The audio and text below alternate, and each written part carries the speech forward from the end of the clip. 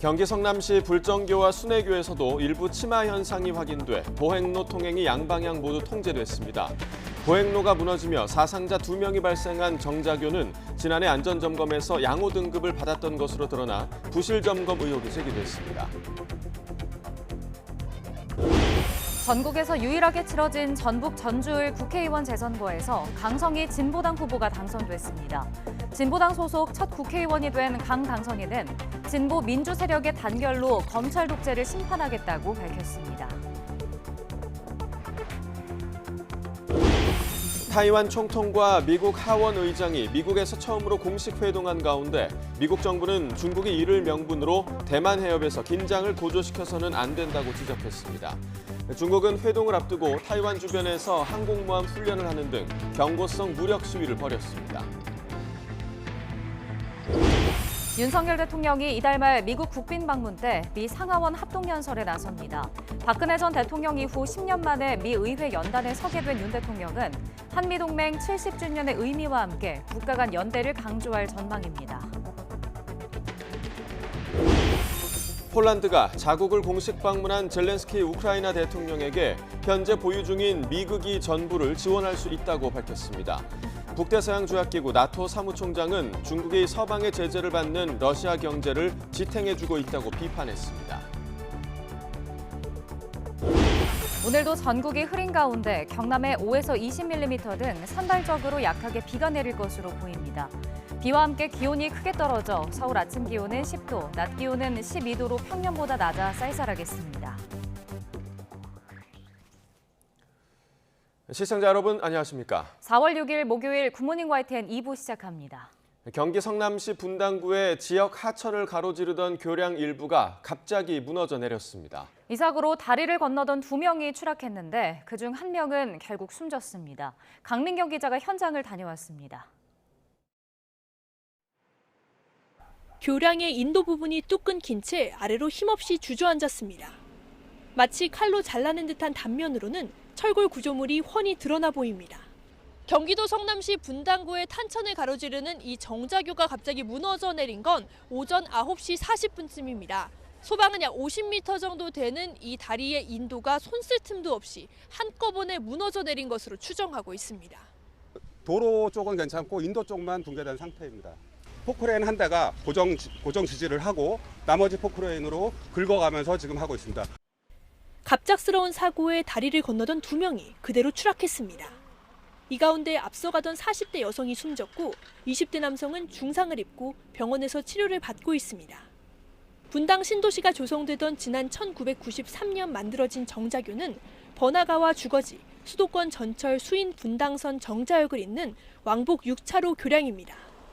주민들은 차를 타고 또 직접 걸어서 자주 지나던 다리가 느닷없이 무너진 게 믿기지 않는다는 반응입니다. 항상 정자교를 이용해서 등교를 하는데 오늘 갑자기 이렇게 무너졌다니까 너무 무섭고 약간 불안해요. 그리고 이 다리가 제가 매일 출퇴근하는 다리였는데 갑자기 이런 사고 현장을 보니까 조금. 경찰과 소방, 지자체는 전날부터 내린 비로 지반이 약해져 붕괴가 진행됐을 가능성을 염두에 두고 있습니다. 또 매설된 수도관이 파열됐거나 차도와 보도를 연결하는 이음새에 문제가 생겼을 가능성도 배제할 수는 없습니다. 경찰과 소방은 정확한 사고 원인을 조사하면서 그동안 안전점검이 제대로 이루어졌는지도 살펴볼 계획입니다. YTN 강민경입니다. 네, 어제 갑자기 무너진 경기 성남시 분당구 정자교가 지난해 정기 안전점검 결과 양호 등급을 받은 것으로 확인됐습니다. 경기 성남시 분당구청은 외부 업체에 용역을 맡겨 지난해 8월 29일부터 11월 26일까지 3개월 동안 정자교 정기 안전점검을 진행했습니다. YTN이 입수한 정기 안전점검 결과표를 보면 당시 구조물의 안전성에 위험을 초래할 만한 손상이나 중대 결함은 확인되지 않는다고 적시됐습니다. 결과표는 다만 슬래브에 균열이 있으니 관련 조치가 필요하고 다음 점검 때 손상 진행 여부를 확인하는 등 주의 관찰이 필요하다고 밝혔습니다. 인근 교량에서도 일부 구간 침하 현상이 잇따라 확인됐습니다. 성남시 관계자는 인근의 불정교에서도 사고가 우려된다는 민원이 들어와 육안으로 확인한 결과 보행로 일부 구간에서 치마 현상이 확인돼 양방향 통행을 통제했다고 설명했습니다. 불정교는 사고가 난 정자교와 1km가량 떨어진 교량으로 분당 신도시 조성과 함께 1990년대 초에 건설됐습니다. 또 사고 현장 인근의 순회교에서도 점검 결과 난간 부분에 치마가 확인돼 어제 오후 6시 반쯤부터 교량의 보행로 통행이 통제됐습니다. 전주시 을 재선거에서 진보당의 강성희 후보가 승리했습니다. 진보당 소속 첫 국회의원이 된 강 당선인은 진보 민주 세력의 단결로 검찰 독재를 심판하겠다고 밝혔습니다. 김민성 기자의 보도입니다.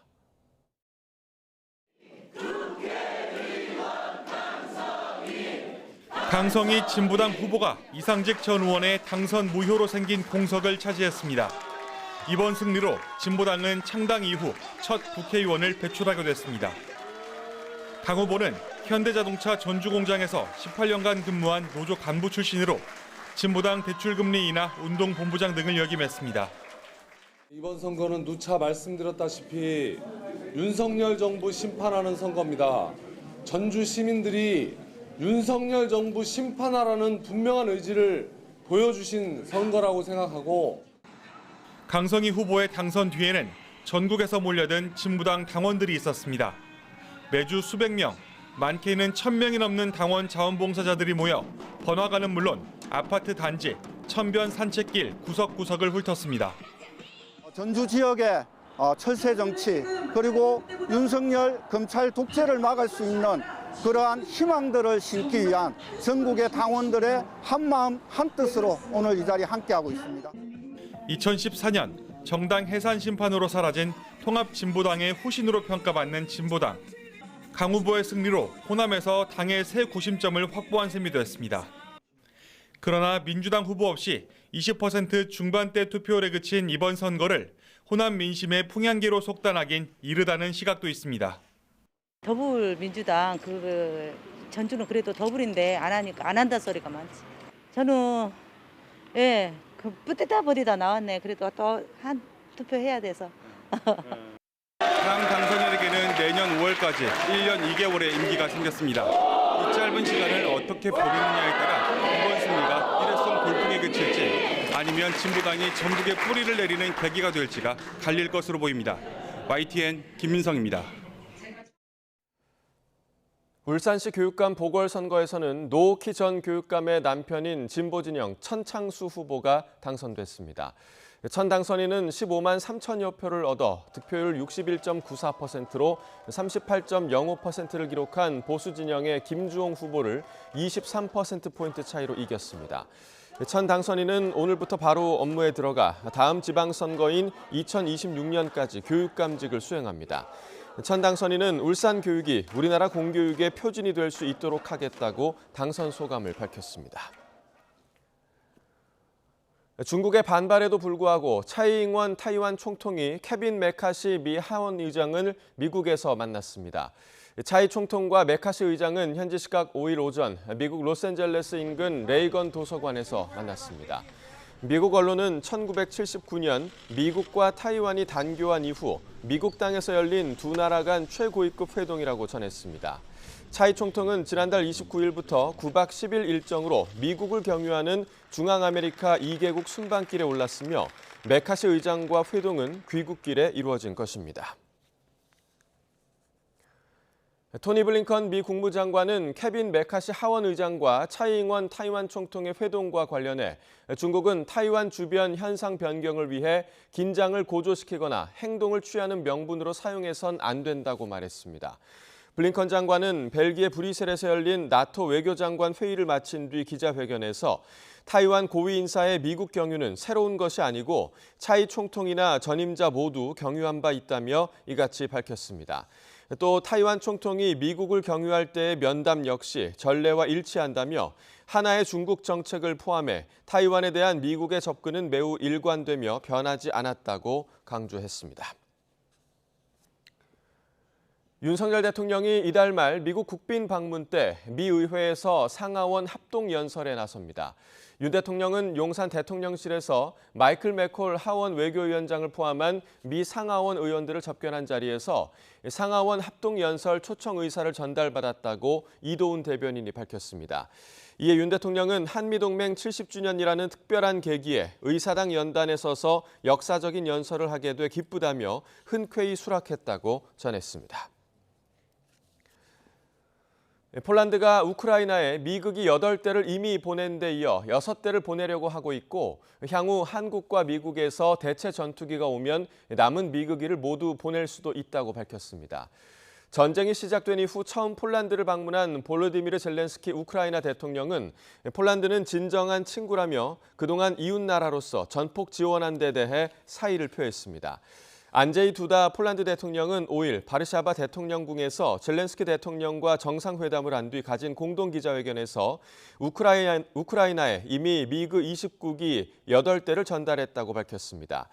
그는 미그 29기 4대는 지난달 우크라이나군에 넘겨졌고 4대는 현재 넘겨져 모두 8대가 전달됐다면서 정비 중인 6대는 곧 전달될 것이라고 말했습니다.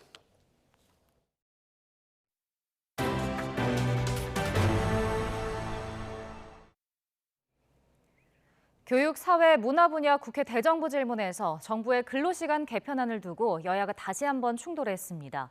야당은 근로자의 건강권을 침해한다며 정책 철회를 요구했고 정부 여당은 주 69시간은 잘못된 프레임이라고 반박했습니다. 민주노총 간첩담 사건도 도마 위에 올랐습니다. 박기환 기자입니다. 대정부 질문 마지막 날. 더불어민주당은 정부의 주 69시간 근로시간 개편안을 고리로 맹공을 퍼부었습니다. 주 60시간 이상 노동은 질병을 초래하고 산재로 인정되는 비율도 90%가 넘는다며 건강권 침해라고 비판했습니다. 장시간 노동이기 때문에 과로사, 돌연사가 많이 생기는 게 바로 대한민국이고 OECD 평균보다 311시간을 더 근로하는 거 알고 계십니까? 실노동시간을 줄이는 방법을 설계를 했다니까요. 또 몰아서 일하고 휴식권을 보장한다는 계획도 현실성이 없는 만큼 철회해야 한다면서 주 4.5일제 도입의 필요성을 강조했습니다. 30인 이하 영세 기업에서 만약에 누군가 장시간 일하고 나 휴가 갈래 이렇게 하면 그 사람 대체할 인력이 확보될 수 있을까? 다 못하시죠. 국민의힘도 근로시간 개편안 발표 이전에 정부의 설득과 심의 과정이 부족했다고 지적했습니다. 다만 주 69시간이라는 지칭은 야당의 왜곡이라고 반발했습니다. 이 근로시간 유연화를 위한 개편안에 대해 주 69시간제로 지칭하고 왜곡시키는 것은 아주 잘못된 것이라고 생각합니다. 이러한 잘못된 프레임은 그 내용에 대한 국민들의 적절한 이해를 불가능하게 만듭니다. 근로자의 선택권과 이런 그 휴식권 이런 것들을 다 보장을 하면서 여당은 또 최근 민주노총 간첩단 사건, 건설노조 회계 부정 등 노동조합의 각종 의혹들을 거론하며 역공을 펼쳤습니다. 북한 지령을 받아서 반정부 투쟁을 선동한 자들, 이들을 국가보안법 위반으로 엄히 다스려야 한다. 민주노총을 이적단체로 규정하라라는 국민들의 목소리가 빗발치고 있습니다. 사흘간 대정부 질문에서는 한일 정상회담과 양국관리법, 근로시간 개편안 등 여야 간 최대 쟁점들이 고스란히 치열한 공방으로 이어졌습니다. 여기에 50억 클럽, 김건희 여사 등 이른바 쌍특검 처리 여부와 함께 간호법 제정안 등 민주당이 추진하는 각종 법안이 난제로 남아 전국 전망을 어둡게 하고 있습니다. YTN 박견입니다. 더불어민주당 이재명 대표가 윤석열 대통령이 양곡관리법 개정안의 제2요구권을 행사한 것은 대한민국의 식량 주권 포기 선언이라고 비판했습니다. 이 대표는 2021년 기준 우리나라 곡물 자급률이 OECD 최하위인 상황에서 쌀값 불안이 계속되면 식량 주권이 위태로워진다며 이같이 말했습니다. 이어 우리 땅에서 자란 농산물로 식량 자급률을 높이는 것도 중요 안보 전략이라며 쌀값 정상화법을 거부하는 정부 여당은 대체 어떤 대책을 갖고 있냐고 반문했습니다. 오세훈 서울시장이 민주당이 주도하는 양곡법 개정안과 관련해 이재명 대표가 국가 재정을 화수분이라고 착각하고 있다고 비판했습니다. 오 시장은 자신의 SNS에 이 대표가 민생 법안이라고 주장하며 1호 법안으로 제출한 양곡법은 정상적인 시장의 기능을 왜곡하는 시장 교란법에 가깝다고 지적했습니다. 오 시장은 윤 대통령이 거부권을 행사했지만 민주당은 재표결을 하려는 움직임이어서 이 대표 한 사람으로 인해 초래되는 국정 에너지 소모가 만만치 않다고 우려했습니다. 유가가 들썩이면서 환율이 덩달아 불안한 움직임을 보이고 있습니다. 다음 주에 열리는 금융통화위원회에서 기준금리를 또 동결할 가능성이 큰 가운데 막판 부담으로 작용할 수 있다는 전망입니다. 보도에 김지선 기자입니다. 서울 외환시장에서 이틀 연속 하락 마감한 원달러 환율. 지난 3일 주요 산유국의 감산 결정이 발표되자 15원 가까이 올랐는데 다시 1,310원 선까지 내려온 겁니다. 하지만 장중 내내 불안한 움직임은 이어지고 있습니다. 지난 3일엔 장중 연고점에 바짝 다가섰고 사흘째까지 상승과 하락을 오가며 갈피를 잡지 못했습니다. 아시아 시장 쪽에서의 시장 움직임, 거기다가 이제 중국 위안화의 움직임에 좀 동조하는 모습을 보이고 있어서 변동성이 좀 크긴 하지만 그래도 주 초반에 보였던 그런 변동성보다는 조금 안정되는 모습을 보이고 있습니다. 다음 주 금융통화위원회를 앞둔 한국은행의 부담도 커졌습니다. 지난달에 이어 이번에도 기준금리를 동결할 가능성이 유력한 것으로 예상되고 있습니다. 하지만 환율이 크게 올라 수입 물가가 뛰면 좀 잡히나 싶은 물가를 다시 자극할 수 있다는 게 문제입니다.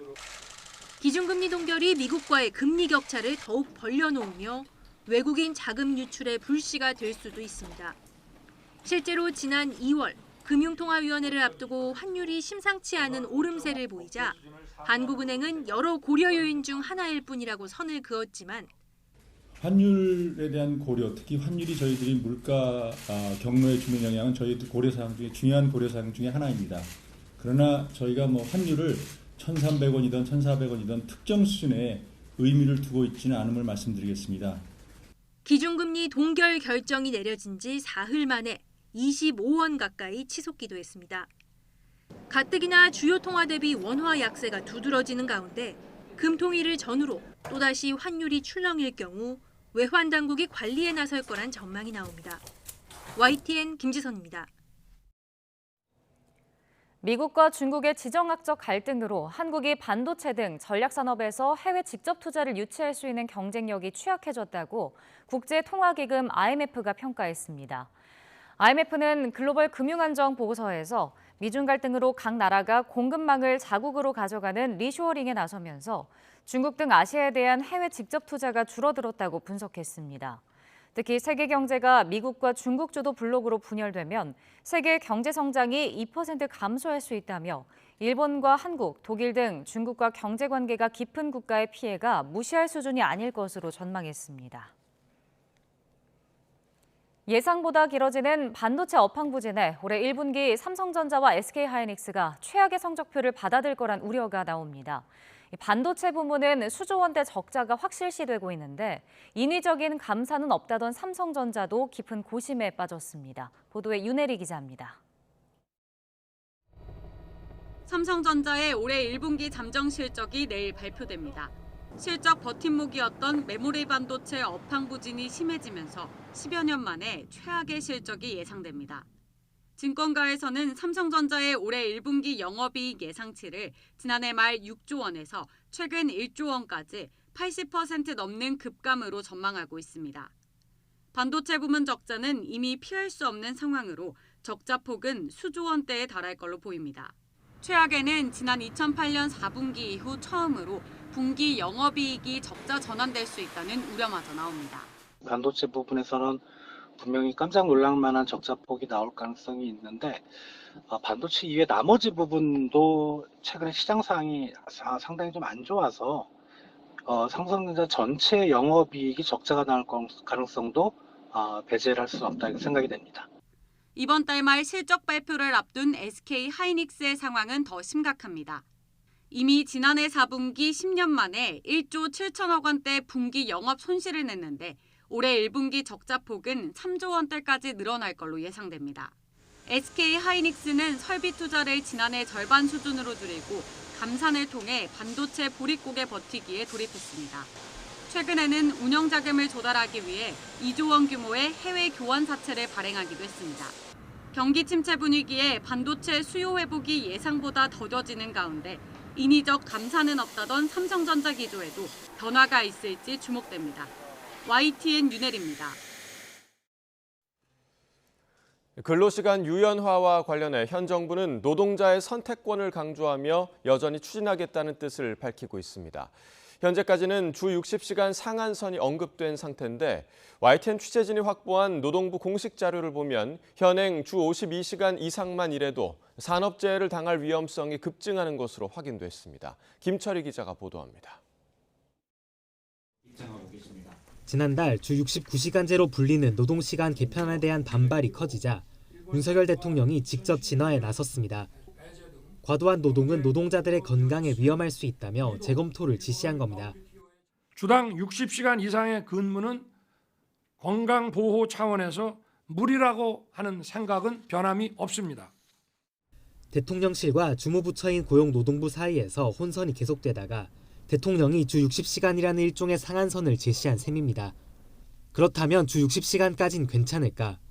YTN 취재진이 근로복지공단의 산재 관련 자료를 분석한 결과 주 52시간 이상만 일해도 산업재해 사고를 당할 위험성이 커지는 것으로 확인됐습니다.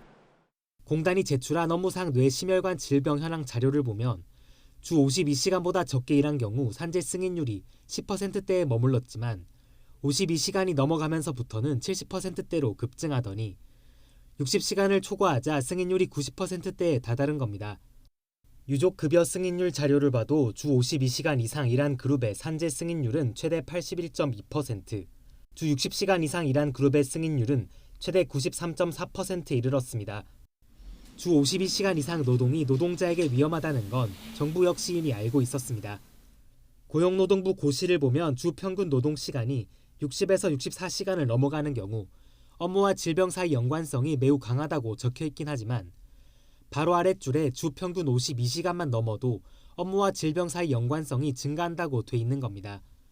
통계뿐 아니라 노동부 고시에도 장시간 노동의 위험성이 언급된 만큼 노동시간 개편 논의에 충분히 반영되어야 한다는 지적이 나옵니다.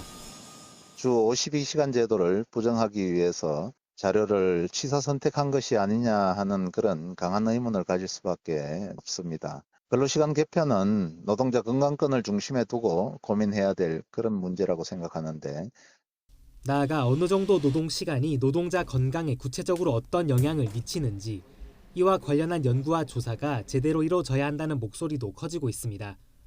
YTN 김철입니다. 강남 납치 살인 사건을 수사하는 경찰이 이번 사건의 배후로 의심받는 코인업계 관계자 유모 씨를 체포했습니다. 유 씨가 범행이 벌어진 전후에 주범을 만난 사실도 확인됐는데 당시 사건에 대해 전혀 모르는 상태였다고 해명했습니다. 안동준 기자입니다. 서울 강남 한복판에서 벌어진 납치 살인 사건과 관련해 피의자가 5명으로 늘었습니다. 경찰은 피해자 A씨와 함께 가상화폐 피코인을 홍보하며 투자자들을 끌어모았던 코인업계 관계자 유모 씨를 체포했습니다. 유 씨는 아내 황모 씨와 함께 코인 관련 사업을 벌여왔는데 코인 시세가 폭락한 뒤 A씨와 책임을 놓고 갈등을 빚으며 송사에도 휘말렸습니다. 이 때문에 A씨의 유가족은 유 씨 부부를 이번 사건의 배후로 지목해왔습니다. 유 씨의 아내 황 씨도 경찰 수사 대상에 오를 가능성이 큰 가운데 YTN 취재 결과 유 씨는 A씨가 납치, 살해된 지난달 29일과 30일 사이 주범을 만났던 것으로 확인됐습니다. 유 씨 측은 사건에 대해 전혀 모르는 상태에서 만난 거라며 관련성을 부인했습니다. 또 주범이 윗선에게서 착수금을 받았다는 공범들의 진술에 대해선 자신을 수십 차례 찾아와 도와달라고 부탁하길래 재작년 차용증을 쓰고 3,500만 원을 빌려줬을 뿐이라고 해명했습니다. 하지만 경찰은 이들 부부가 이번 사건에 깊숙이 연관돼 있다고 의심하고 있습니다. 이에 따라 남편 유 씨를 강도 살인교사 혐의로 체포한 데 이어 부부의 자택도 압수수색했습니다. 이런 가운데 경찰은 신상공개위원회를 열고 강도 살인 혐의로 구속된 피의자 3명의 이름과 나이, 얼굴을 공개했습니다. A씨를 범행 대상으로 지정해 공범들에게 지시한 35살 이경우, 그리고 실제로 범행을 실행한 29살 연지호와 35살 황대한입니다. 아직 사건의 전모가 뚜렷이 드러나지 않은 만큼 경찰은 신상 공개를 통해 제보가 이어지길 기대하고 있습니다. YTN 안동준입니다. 부동산 PF 대출 컨설팅 수수료를 불법으로 지급받은 혐의를 받고 있는 새마을금고 중앙회 전 직원이 구속됐습니다. 서울 동부지방법원은 어제 배임 혐의를 받는 새마을금고 중앙회 전 직원 A씨에 대해 도주의 우려가 있다며 구속영장을 발부했습니다. 검찰이 함께 구속영장을 청구한 새마을금고 지점 직원 B씨에 대해서는 일부 혐의에 다툼의 여지가 있고 증거인멸이나 도주의 우려가 없다며 영장을 기각했습니다. 이들은 배우자와 지인 명의로 컨설팅 업체를 세운 뒤 대주단 소속 노모 씨를 통해 수수료 명목으로 8억 8천만 원 정도를 지급받은 혐의를 받습니다. 어제 오후 5시쯤 경기 평택시 안중읍에 있는 2층짜리 단독주택에서 불이 나 30분 만에 꺼졌습니다. 이 불로 주택에 살고 있던 70대 여성이 주방에서 심정지 상태로 발견돼 병원으로 옮겨졌지만 숨졌습니다. 소방당국은 정확한 사고 경위를 조사하고 있습니다.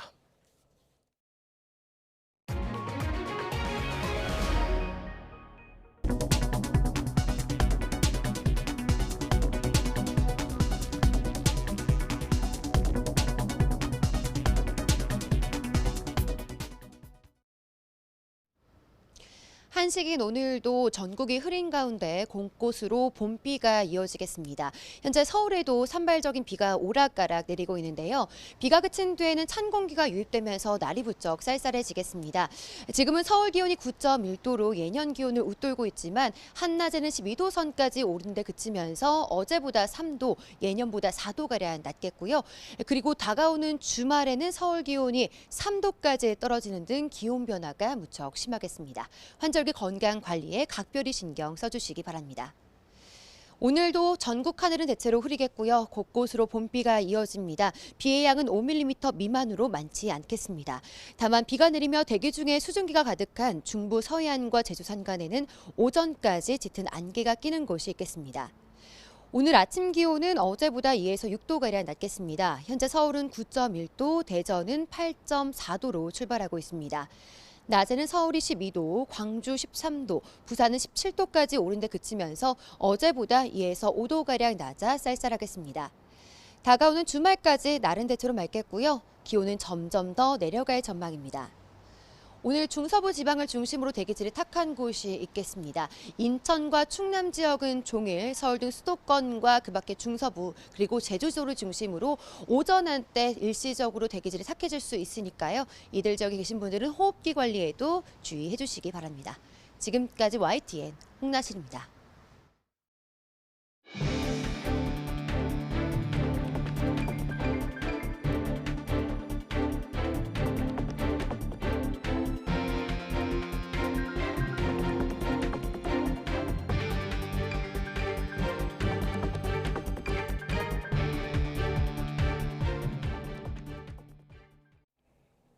윤석열 대통령이 최근 발생한 산불로 피해를 본 10개 시군구를 특별재난지역으로 선포했습니다. 특별재난지역으로 선포된 곳에는 충남 홍성군, 금산군, 당진시, 보령시, 부여군, 대전 서구, 충북 옥천군, 전남 순천시 한평군, 경북 영주시가 해당됩니다. 정부는 행안부와 산림청 등 관계부처 합동으로 피해 조사를 거쳐 산림과 주택 피해 복구를 위한 국비 지원 규모를 산정해 지원할 예정입니다. 북한의 핵공격 위협 수위가 갈수록 높아지는 가운데 군 당국이 오늘 국회에 최근 북한 동향 등을 보고합니다.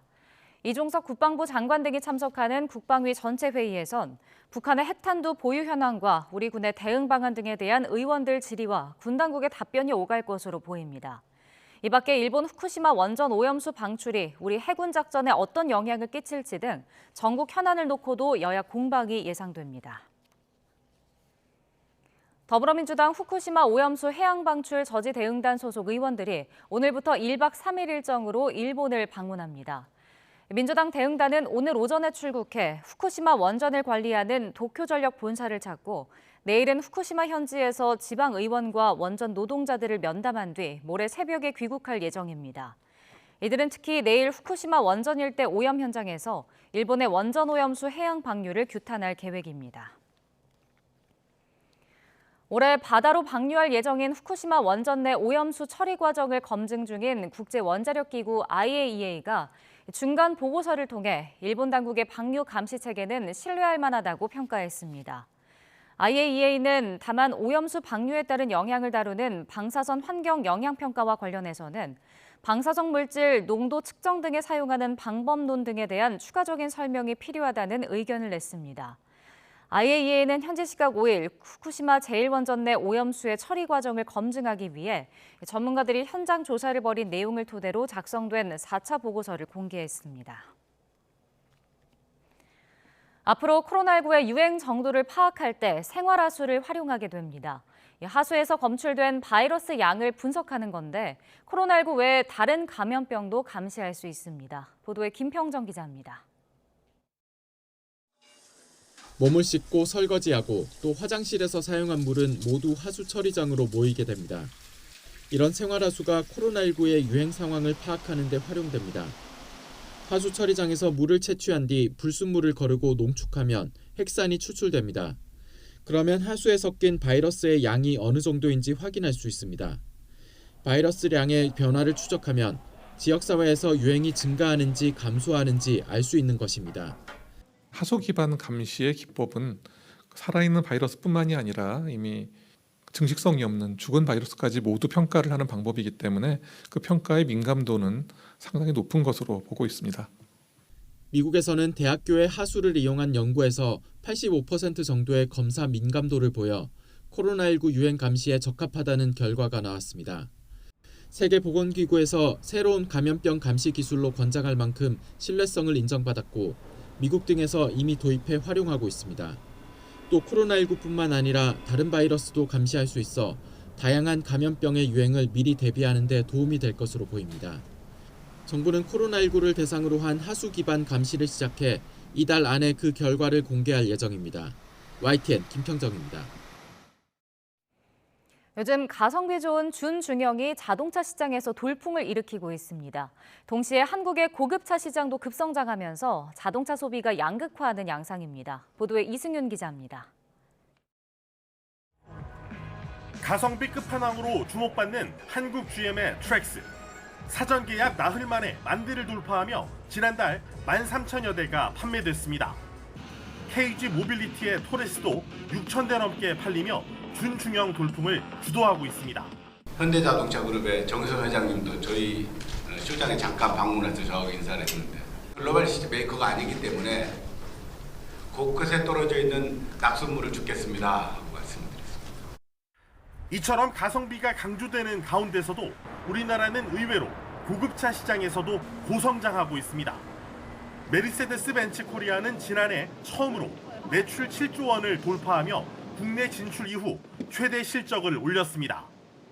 포르쉐 코리아도 지난해 1년 전보다 6.3% 증가한 약 9,000대를 팔며 역대 최대 실적을 기록했습니다. Korea is an important market for Porsche. We are successfully wrapping up 2022 with a lot of support from our customers, ranking 6th in global sales.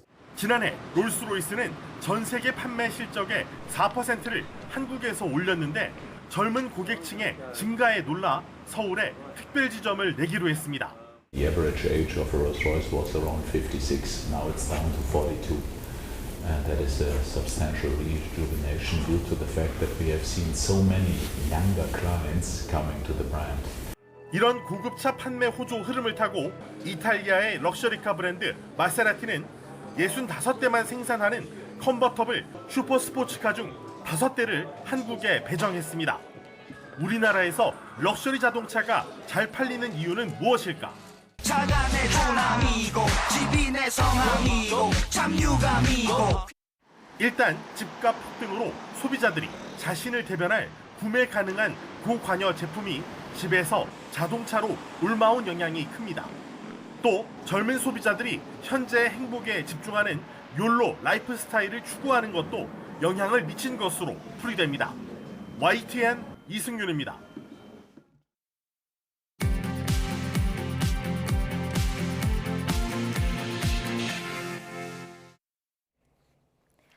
이 시각 세계은행입니다.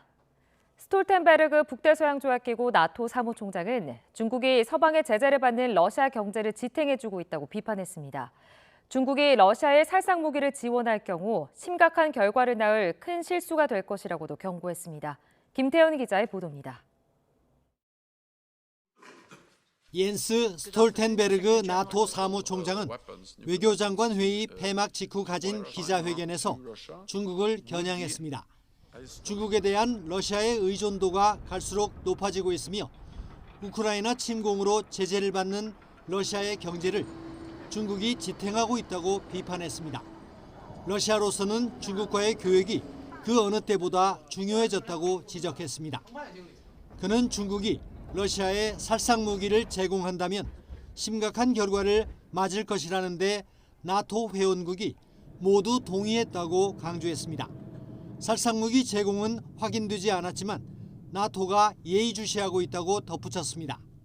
Any provision of lethal aid to Russia from China will be a big mistake, with profound consequences. So far, we have not been able to confirm any provision of lethal aid. 중국과 러시아의 최근 정상회담도 공격했습니다. 해외에 핵무기를 배치해선 안 된다는 내용의 공동 성명이 발표된 지 며칠 만에 러시아가 벨라루스에 전술핵 배치를 발표했다고 비판했습니다. 실제 배치 징후는 아직 안 보인다면서도 러시아를 주시해야 한다고 말했습니다. 나토 사무총장은 한국, 일본, 호주, 뉴질랜드 4개국이 참석한 회의에서도 중러 간 밀착 문제를 논의했다고 전했습니다. 우크라이나 무기 지원과 관련해 탄약 대량 생산국인 한국의 간접 지원을 지지한다는 입장도 밝혔습니다. 지난 1월 방한 때 직접 무기 지원을 촉구했던 것과는 다소 달라진 입장으로 해석됩니다. YTN 김태현입니다. 성추문 입막음 의혹으로 기소된 도널드 트럼프 전 대통령이 법정에 출석한 지 하루 만에 바이든 행정부가 법을 무기로 이용하고 있다며 비난에 나섰습니다. 트럼프 전 대통령은 자신의 소셜미디어에 글을 올려 민주당은 법을 무기화하는 전례 없는 일을 벌이고 있다며 하지만 국민은 이를 지속하게 두지 않을 것이라고 말했습니다. 그러면서 자신의 가짜 머그샷 사진을 넣은 이른바 무죄 티셔츠를 판매한다며 링크를 걸어 게시했습니다. 브라질 남부 한 어린이집 안에서 7명의 영유아가 괴한의 흉기에 찔려 숨지거나 다쳤습니다. 현지 시각 5일 아침 산타카타리나주 블루메나우에 있는 한 사립 어린이집에 괴한이 난입해 어린이들에게 흉기를 마구 휘둘렀습니다. 갑작스러운 공격으로 원생 4명이 숨지고 3명이 부상했으며 이 중 1명은 중상인 것으로 전해졌는데요. 25살 남성으로 알려진 이 괴한은 이후 방위군에 스스로 투항했습니다. 실비오 베를루스코니 전 이탈리아 총리가 심혈관 질환으로 중환자실에 입원했습니다. 5일 안사통신 보도에 따르면 베를루스코니 전 총리는 호흡곤란을 겪은 뒤 이탈리아 북부 도시 밀라노에 있는 산 라파엘레 병원의 중환자실에 입원해 집중 치료를 받고 있습니다. 현재 의식이 있는 상태고 말도 하고 있으며 상태도 안정적인 것으로 전해졌습니다. 총선 패배로 실각이 확정된 산나 마린 핀란드 총리가 중도 좌파 사회민주당 대표직에서도 물러나겠다는 의사를 밝혔습니다. 마린 총리는 5일 핀란드 헬싱키에서 기자회견을 열고 오는 9월 당 대회에서 대표직에 도전하지 않겠다는 결론에 이르렀다고 밝혔다며 외신들이 보도했습니다. 마린 총리는 오는 6일 자신을 포함한 현 연정 내각도 일괄 사임계를 제출할 예정이라고 전했습니다. 이스라엘 경찰이 이슬람 3대 성지 중 한 곳인 사원에 들어가 신도들을 강경 진압한 뒤 팔레스타인 측이 로켓 공격으로 맞서는 등 무력 충돌이 빚어졌습니다. 로이터 통신은 이스라엘 경찰이 수도 예루살렘에 있는 아카사 사원에 성광탄을 쏘며 강제 진압했다고 보도했습니다. 이스라엘 경찰은 팔레스타인 주민 수백 명이 몽둥이와 폭죽을 들고 사원 안에 들어가 문을 걸어 잠궜다며 다른 사람들의 예배와 기도를 방해해 물리력을 행사했다고 설명했습니다. 일론 머스크 테슬라 CEO가 지난해 재산이 390억 달러, 약 51조 2천억 원 줄었다고 영국 더타임스가 보도했습니다. 이에 따라 포브스 억만장자 보고서 1위 자리를 베르나르 아르노 루이비통 모에 헤네시 회장에게 내줬습니다. 지난해 트위터를 인수한 머스크는 재산 총액 1,800억 달러, 하나로 약 236조 4천억 원으로 2,110억 달러, 하나로 약 277조 원을 기록한 아르노 회장에 이어 2위를 차지했습니다. 지금까지 이 시각 세계는이었습니다.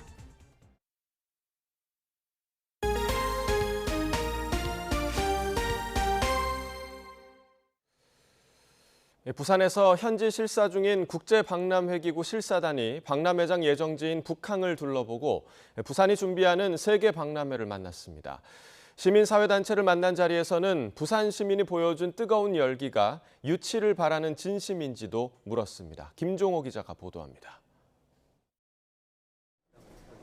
국제박람회기구 실사단이 UAM, 즉 도심항공이동수단에 올라 가상현실 고글을 씁니다.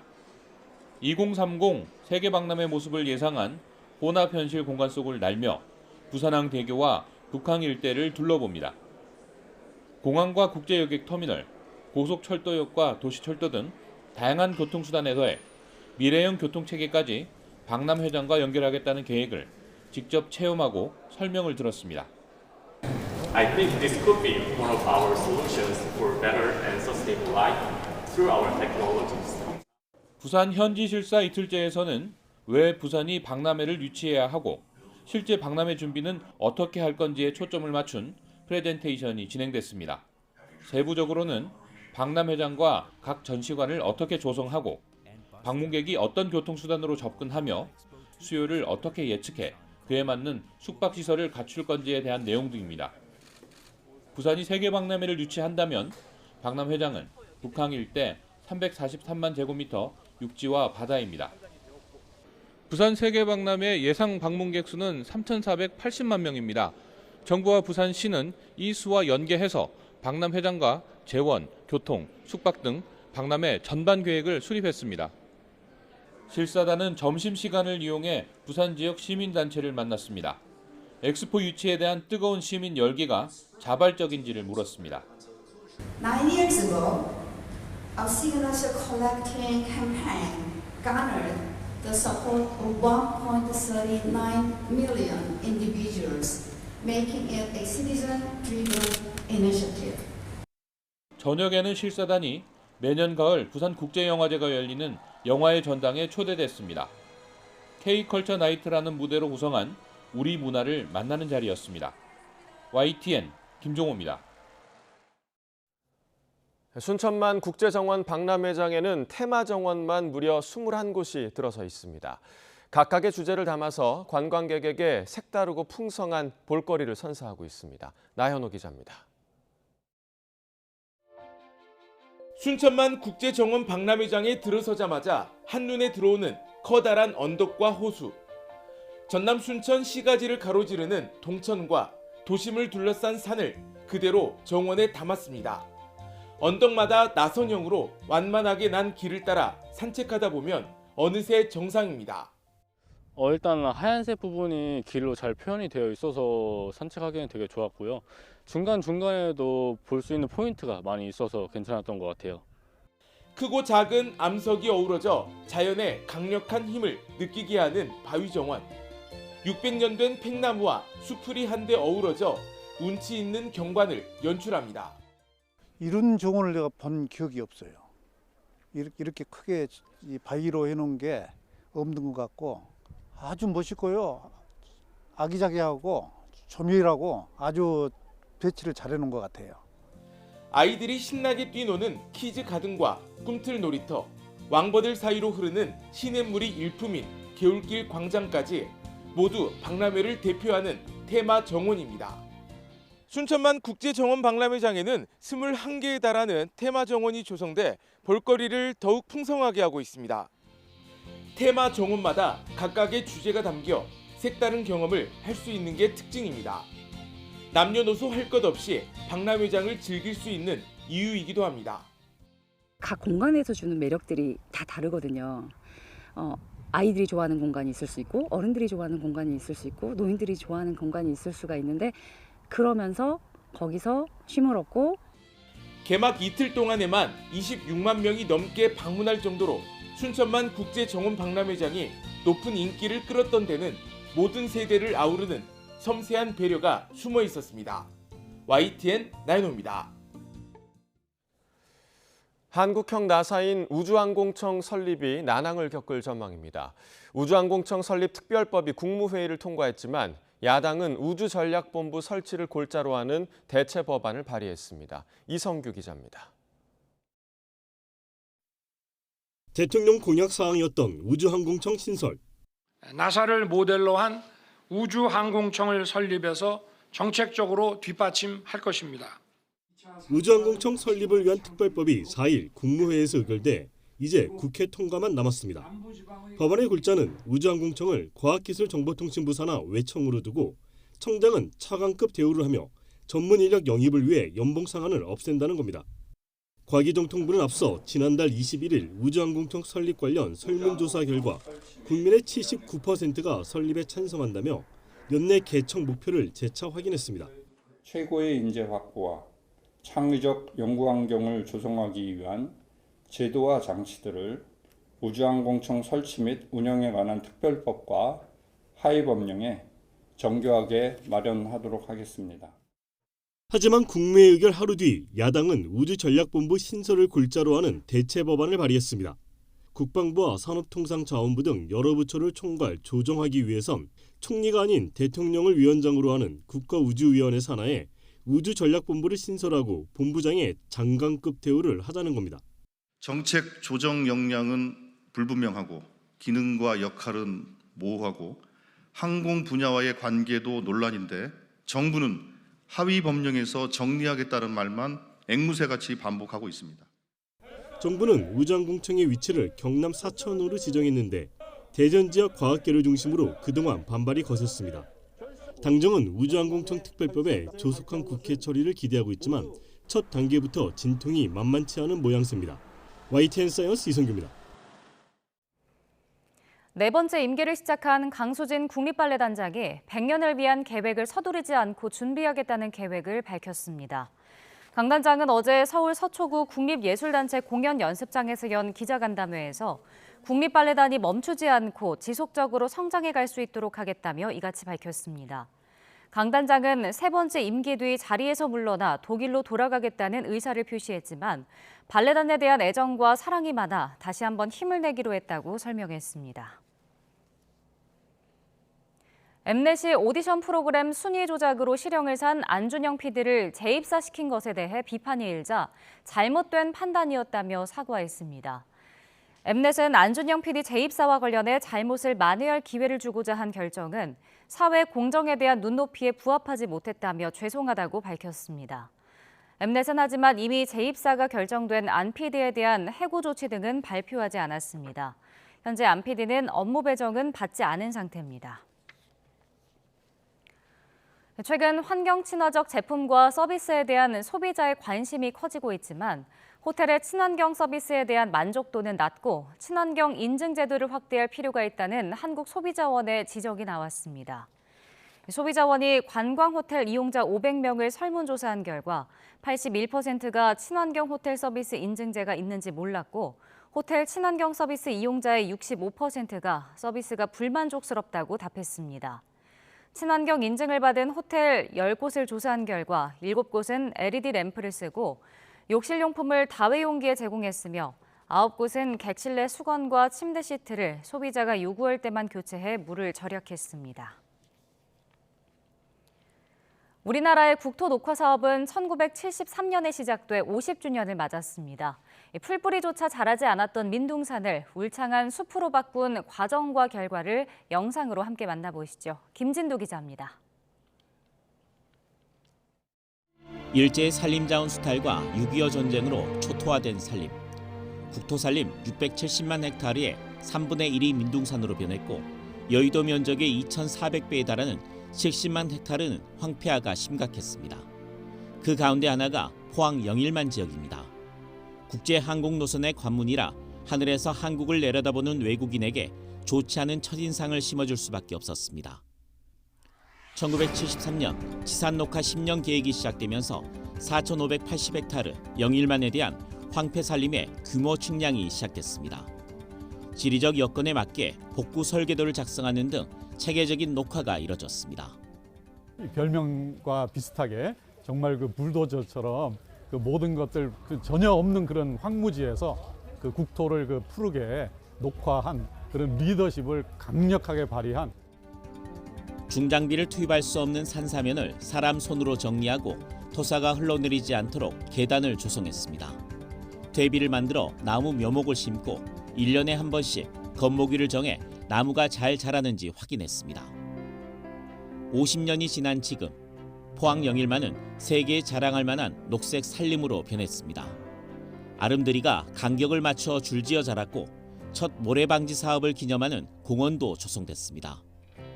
정부 녹화 사업과 동시에 민간인 신분으로 곳곳에서 홀로 나무를 키워낸 독림가도 있었습니다. 우리나라 치산 녹화는 정부가 끌고 국민이 함께하는 방식이었습니다.